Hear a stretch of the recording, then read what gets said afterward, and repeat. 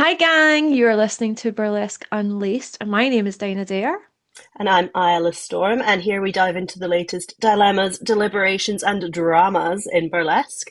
Um, Basically, just our WhatsApp chats, which we have decided to record and put into the world. Always.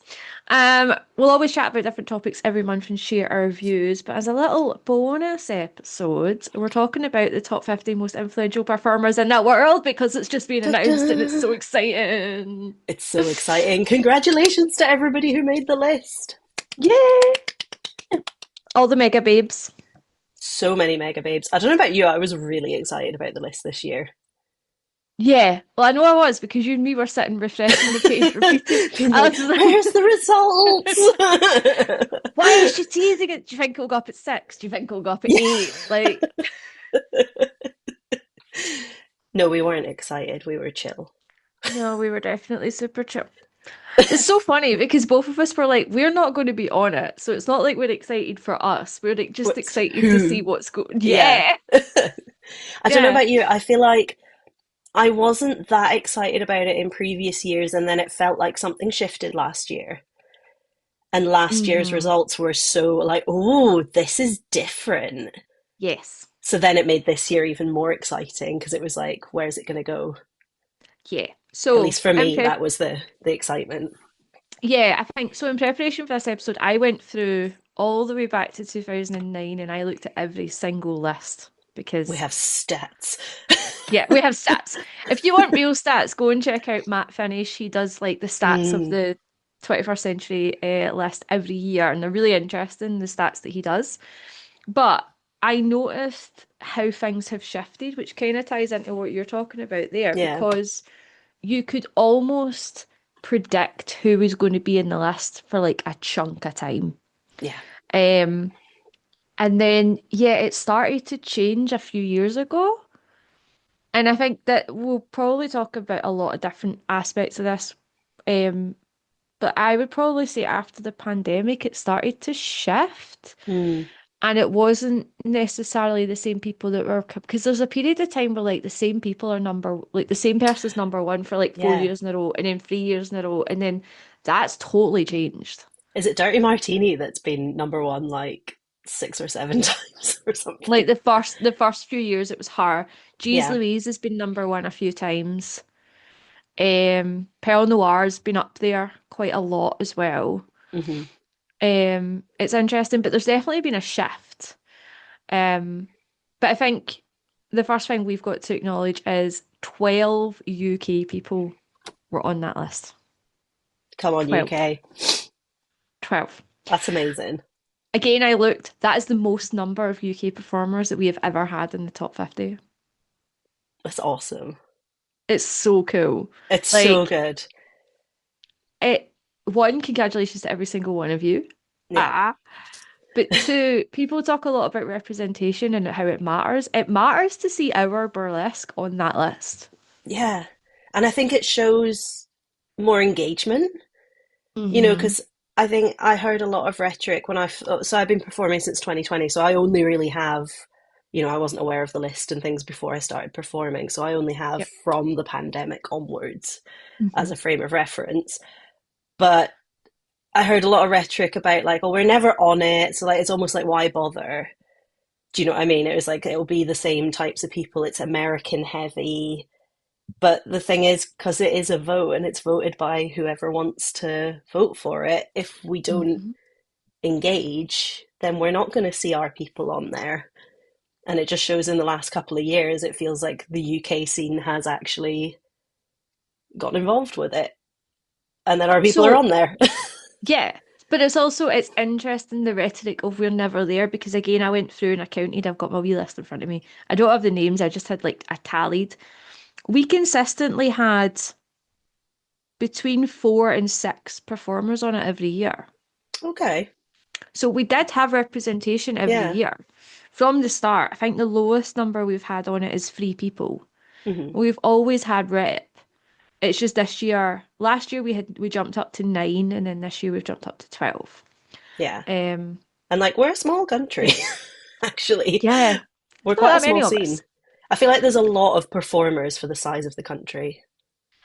So I was thinking that I wonder, I think there's maybe two aspects as to why we're seeing more engagement from the UK. Yeah. I think one, I think we've expanded quickly since COVID. Hmm. So thinking about, obviously I interview people in Behind the Rhinestones, you've either got people that have been performing for 5 years or less, or people that have been performing for 10 years or more. See Mm. that in between, see where I am, I'm like 7 years. There's not a huge number of people in the UK in that bracket. Okay. Interesting. And I guess when you look at So the list as well, the people that have made the list, you've got people like Julie Papillon who've been doing it for donkey's years, and then we've got people that literally started in the last 12 months. yeah, so it's interesting that that seems to also be reflective of what it is like in the UK scene in general. But I also wonder if the people that have come in, and you can maybe talk about this from your experience, the Mm. people that have come into the scene since 2020, how we engage with the wider community of burlesque and also how we use social media is vastly different Mm. from before. Like you sort of immediately had access and accessibility to like a lot of the American scene and like Ginger Valentine was teaching and everything. That all felt unaccessible before that. Yeah, and like particularly, like I said, I literally started in 2020. We were supposed to debut 2 weeks before, 2 weeks after lockdown Yep. ended up hitting, and the online stuff and being able to access stuff online was how I established myself. Like I still hear it where people are like, "Oh, I feel like you've been performing for way longer than what you actually have," and it's just Mm-hmm. because my face was out there before I'd actually started really performing, Mm-hmm. because I took every class that I could possibly take. Like I'd never had so much time because my day job is so intense. I never had any time. Mm-hmm. And then in lockdown, I was like, I'm at home a lot. I can access all this stuff. I can learn as much as I can, but it also made connections. And I think that was the first year that Ginger Valentine got number one, because Yep. she put so much teaching and so much like relatable content online. Mm-hmm.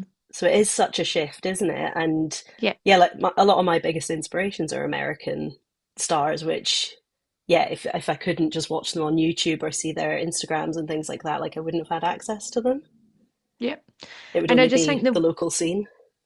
and I just think the way we use social media is different from like when I started to now as well. Hmm. Um, you do have to engage with it, and I feel like because of that, we're aware of each other more across the country. Um, and obviously we're much more aware of our American colleagues as well. But yeah, I wonder if that's why like there's newer people that are excited and they're engaged online and therefore they are partaking in the the voting.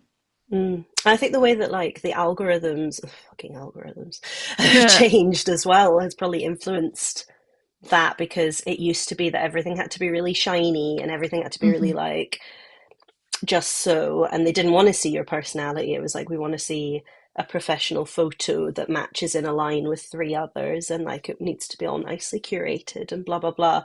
Whereas now, like, you have to show your face, you have to talk on camera. Stuff that like stirs up a conversation is much more likely to get seen. So performers that are engaging in that way are going to pop up on people's feeds more often. They're going to be more aware of Hmm. them. And then when it comes around to voting, often it's the first few people that pop into your mind, Yeah. which is, again, it's not, if you're not on the list, that's not anything to say about your quality as a performer or even as a Mm-mm. person. It's just maybe you were less visible for whatever reason at the time of the voting. And remember, it's a particular time of year as well. Yep. Yep. I've said before, recency bias is a thing. Like the people Mm, that you've seen most recent or the ones that you've engaged with more recently. Like, although it's meant to be of the year, there is always going to be a bias of who you've seen in the most recent times doing yeah. stuff. I forgot to vote for Jezebel when I put in my votes and felt awful, and then was like, I think she'll be fine. Think she'll be okay. But because Think she'll be Beehoff okay. was in June and she was in the UK in the summer. Yeah. I hadn't seen her for a while, and then I was just like, put in my 10, and then was like, shit, I it's really a sat thing. down and had to try and think about it because I was like, no, let's think about the whole year. Like, Mm, but yeah, it's hard. But I suppose on that then, so we've talked about, like the visibility and stuff. When I say to you, tell me who the most influential performers in the world are, like what does that influential mean? to me, and again, this is just me, the things that I Hmm. look for are I'm thinking about like who's making quality changes, Hmm. so who's being a voice for change in the things that need to be changed, who's putting out there, like, again, I use Ginger Valentine as the example because she was putting out very accessible, useful, valuable teaching, which from someone of her experience and level, Yeah. that she often does it for free as well, is absolutely wild. Yep. Um, Stuff like that. Sometimes just maybe it's somebody who has a very unique style that maybe hasn't been fully celebrated, Mm. that's going out there and killing it. These are the kind of people that I think about. Because yeah, That makes influential sense. can mean so many different things, right? Yeah, that's that. I think the type of people I vote for now has changed from when I started voting. I think at the start it was the performers that I looked up to in terms of just how they perform. Hmm. And I think now I'm a lot more conscious of who is doing things to forward the scene in some way. Yeah. So, like, I voted for Bella Sim because she shares all of her costume and stuff. She's so open. Like, people have access to information that, like, when I started, I didn't have that. I just had the person I was learning from to teach me and then Hmm. searching things on YouTube. Whereas now she provides, like, all these hints and tips. I'm still learning stuff from her.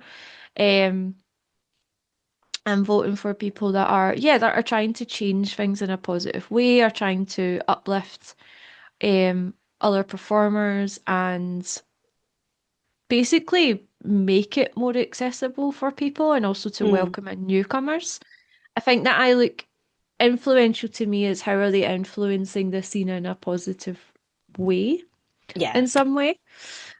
I think that's the angle I tend to come at it more now. Like Gina Sterling's another one I voted for because she's been up and down the country and all across Europe teaching. And I know from Glasgow that there's some people that go to our classes that don't do burlesque, but they go to our workshops every time she Yeah. comes because they have a nice time. But then they meet actual performers and then follow us on Instagram and then sometimes come to our shows. Yeah. Things So, like that could be such a funnel that you wouldn't mm, think, oh, that's going to get somebody into shows. It's just a class, but no. it does. So that's influential to me because it's helped as well as uplifting and teaching a newer generation of performers. You're also actually inviting people who maybe would not know people before or wouldn't know where shows are to like follow us on socials and learn about where they can actually come and see us. Hmm. So that's what I tend to go for now. It's more people I see that are having a positive impact on this industry in some way. Yeah. Um, Yeah, I which agree with that. And I yeah, think like you, I used to sort of vote for whoever, not just my favorites, but yeah, people that I looked up to as performers. And yeah. that was kind of it.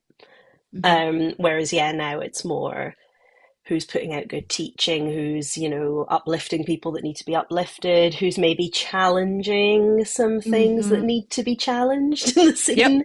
Yep. Or bringing in, oh, trashing my house, or maybe bringing in people that, yeah, previously wouldn't have come to the scene because ultimately we need more audience members as well. Yeah, I feel like that's a big one. Yeah. And like what you put on your social media can absolutely do that. Yep. So yeah, that's kind of what it means to me. But I think it's interesting. I think that shift has maybe been across the board, and that's why we're seeing the list look so different from how it used to. Yeah, I feel like especially experience level, like we kind of touched on this, there's people from who have just started or maybe just been going Hmm. for a couple of years that I feel like previously would have been unheard of to be in that list. It was Hmm. all BHoF winners, people that were super established. you had seen them win so many titles and things. Like you say, you could kind of predict who Yeah. was going to be on it because it was like, who are the biggest performers Hmm. in the scene? And it's not necessarily that, which is great, Yeah. I think. I love to see it. I think it also lets you follow people you've maybe never heard of. You get to see people you're like, oh, who's that? Give them a Yeah. follow. Um, I think it's just generating a really nice list these Mm. days. And we should probably acknowledge that like Holly puts in a hell of a lot of work. I don't know how she does it, especially when she says that like she vets every response to like Yeah. because we hear about people cheating. I don't know how you could cheat. No. There was there um, was there was some people mouthing off apparently about that again this year somewhere. I heard and you were like, oh, be wished. Yeah. Such a Scottish thing. Be wished. I'm Um like I fully understand. yeah. For Um for for the non-Scots listening, that is shut it basically. yeah, be wished just means shut it. But yeah, I don't understand how you could cheat. She's so meticulous with it Hmm. because it's a Yeah, lot of work. how could you cheat, and also why would you cheat? Do you know what I mean? Yeah, What's the point? Literally, what's the point? yeah. Like it's great to be on it. I no doubt for anyone. I imagine it gives you a lot of visibility. It gives you, I imagine it brings opportunities along. But Yeah, like, why would you want to get on it for cheating? Don't you want to get on it because you've been acknowledged by others? yeah, especially because it's your peers. Yeah. Why would you Although, want to fake that? I went, I had a wee nosy and the voting split was really interesting this year. Yeah, it was a lot of fans, wasn't it? It was almost the exact same Mhm. amount of performers and fans, and then there was a few that's like, I guess it's the non-performer industry people, costumers, Yeah, photographers, producers, all that kind of thing. I You got the screenshot it. stats. I screenshot it. So 42.5% was I am a fan reader. Mm, 42.3% was I am a performer. So it's literally, neck and and then neck. 15.2 is I am a non-performer involved in burlesque. So yeah, there's like a lot of, I think that's quite interesting stats there. Yeah, the industry combined is only just a little bit more than the fans. Hmm. That's really interesting because I think I'd always assumed that like we live in such a bubble that like surely Yeah, everybody who's voting is either a performer or in the scene in some capacity.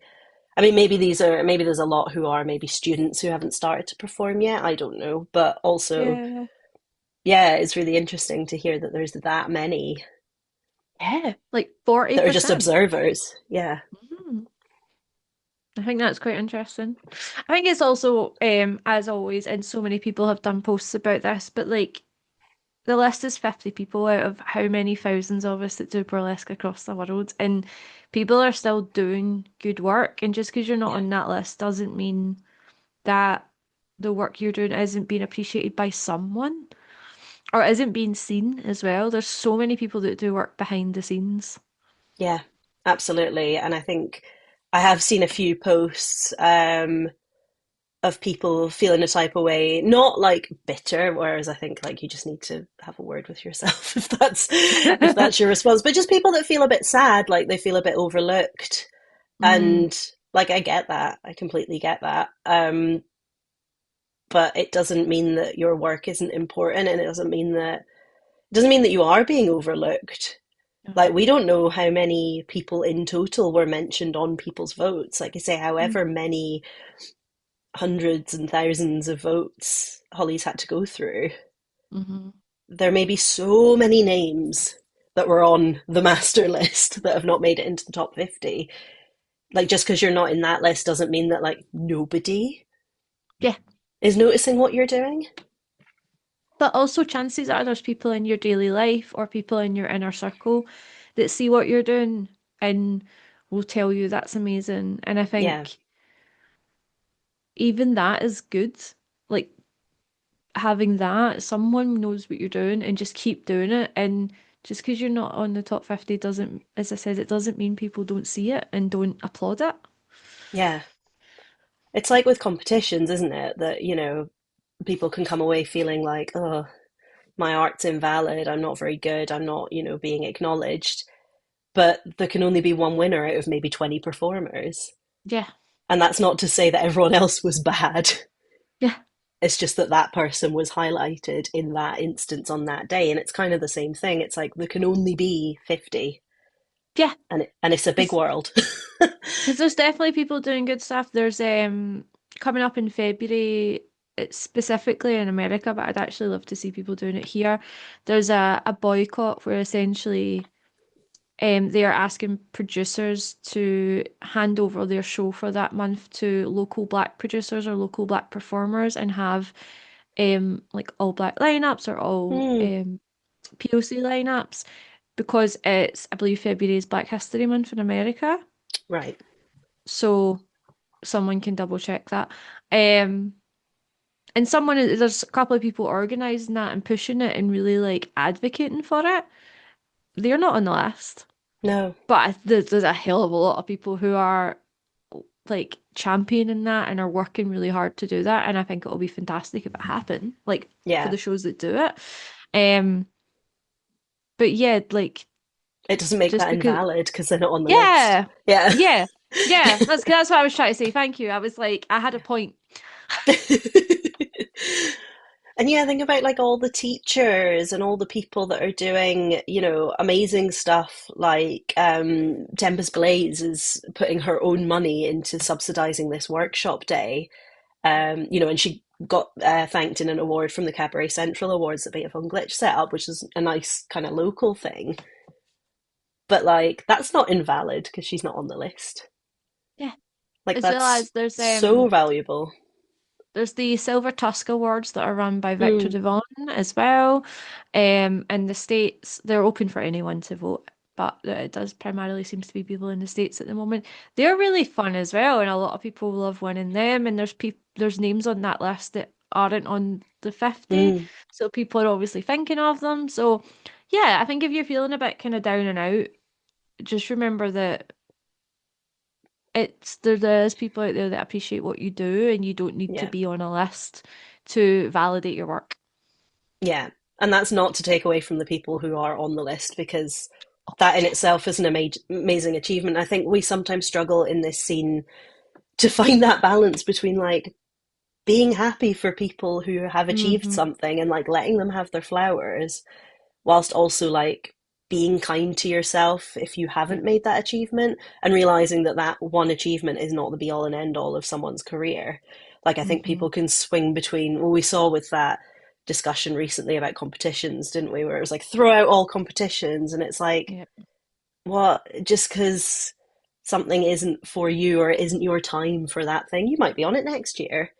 Yeah. But if you throw the toys out the pram and say, "Oh well, who cares? It's not. It doesn't matter to me. I don't need that."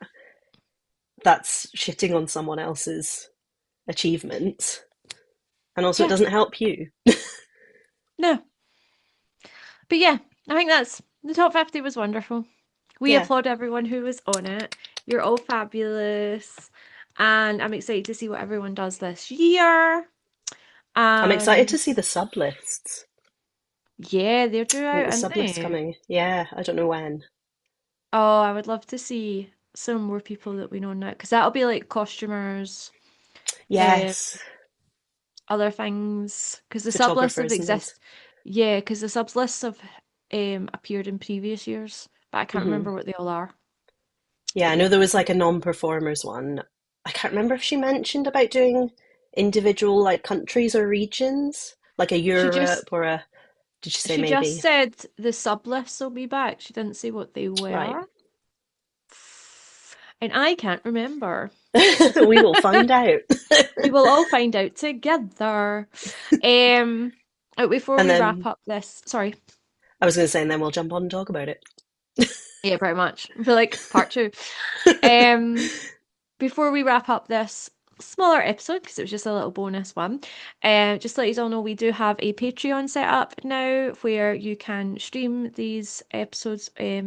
there. There will also be the link to the YouTube, and we'll also have like discussions and chats about whatever topics that we are talking about with you, and also probably ask you for input on what you want to hear us talk about in the future. And it's completely free, and it will stay free because we just want it to be a place where we can chat because neither of us want to manage another Instagram account. No. That was a hard pass. That was the summary of why we went with Patreon instead. Yeah. Um Also, oh, something we didn't mention, and to be Mm. fair, I'm also like, this is also a plug. How many people on that Oh, list have appeared at Clandestine? so Clandestine Cabaret, my show that I produced with Easy Stardust, I ran the maths, and I know we always talk about how we like to bring you a good cast. 22%, so over a fifth of the current top 50 have been on our stage. I am including Frankie Fictitious, who did an online, and I am also including Aquarius Moon, who is our upcoming headliner for our Valentine's show, number 6 in the world. Shameless plug, get your tickets. If you're in London, if you're not in London, come to London for Valentine's weekend. It'll be great. Yeah, and go see Aquarius Moon Yeah, she's because also teaching. She's teaching at the Black Burlesque School the following week, the 18th, I think. Very I exciting. aspired that. I am excited for you. I can't wait to see I'm it so all. excited. Um, Shameless plug over. Yeah, I was going to. That's why I was like, I was going to ask you to plug Clandestine, and I was like, oh wait, actually, we forgot We have it. stats. And final shameless plug is that Behind the Rhinestones is still continuing in 2026. The episodes will be coming there every second Sunday. The next one is due out on the 11th. And it's actually, give you a sneak peek, it's with your co-producer, it's with ZZ Stardust. Yay! I I did not know that. know. That's very exciting. Yeah. So sweet. So that's us. Thank you so much for joining us, gang, and we will speak to you all next. See you in the next one. Bye. Bye.